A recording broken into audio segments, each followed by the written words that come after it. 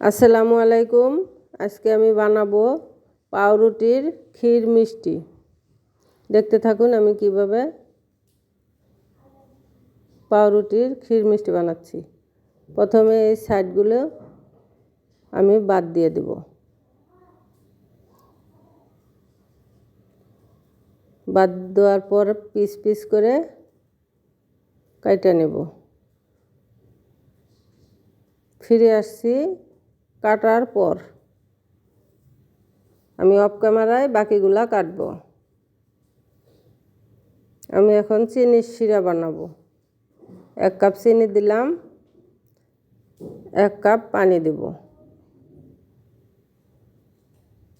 চিনি বেশি ঘনও না, বেশি পাতলাও না। চিনিটা গলা অবধি আমি নাড়তে থাকবো।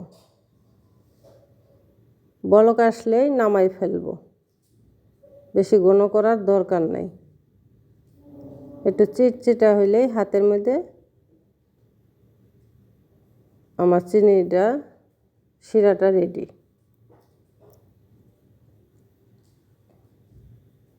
কারণ বেশি ঘন করলে আবার ওই শিরাটা ঢুকবে না মিষ্টির মধ্যে।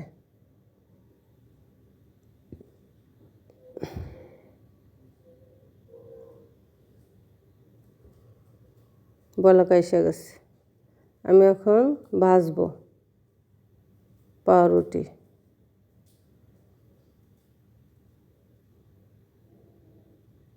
উল্টায় পাল্টায় লালটি করে বাইজা নিব।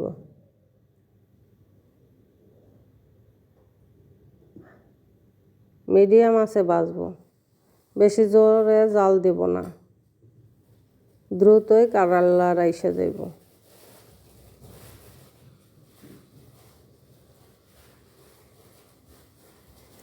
আমার হয়ে গেছে ভাজা, উঠাই ফেলবো।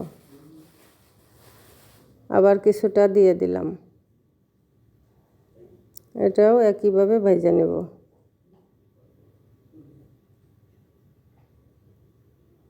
হয়ে গেছে আমার ভাজা।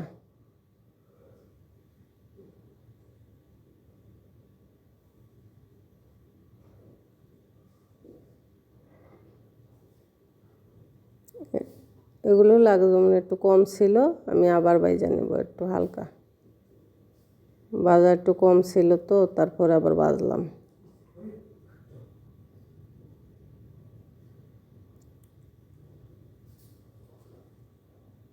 হয়ে গেছে এগুলো, এখন উঠাই ফেলবো।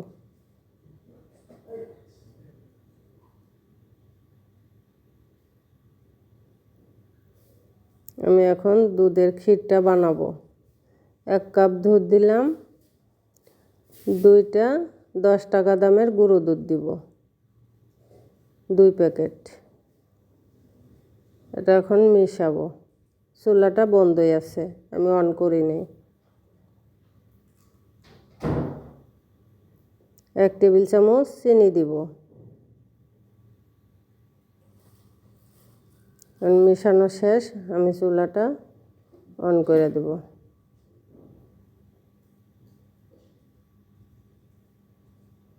ফিরে আসছি ক্ষীর হওয়া পর। বেশিক্ষণ লাগবে না, 10 মিনিট লাগবে।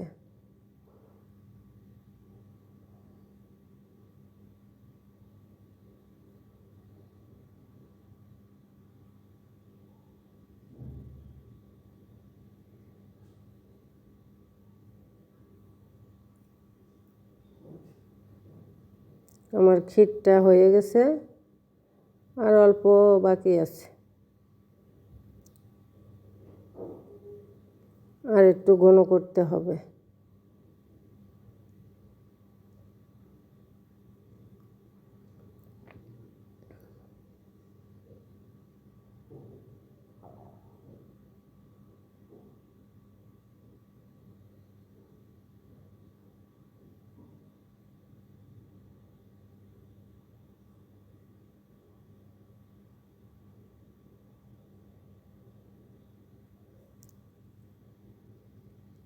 ক্ষীরটা আমার হয়ে গেছে। চুলা বন্ধ করে দিলাম। এখন চিনির শিরা দিয়েছিলাম, দেওয়ার পর এই যে উঠাইয়া এখন ক্ষীরটা দিব। সহজ একটা রেসিপি, সহজভাবে দেখাইছি।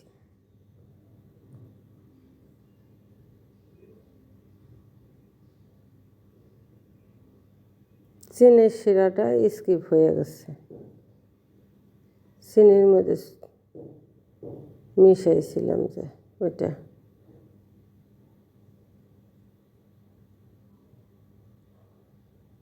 বলে কাটতে গেছে।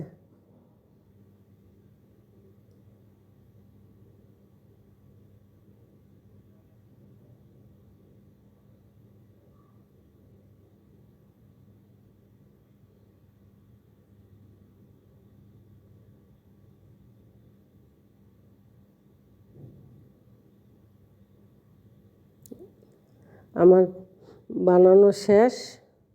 এই যে আমার পাউরুটির ক্ষীরের মিষ্টি কেমন লাগলো কমেন্ট করে জানাইবেন। ভালো লাগলে লাইক কমেন্ট শেয়ার করবেন। ধন্যবাদ।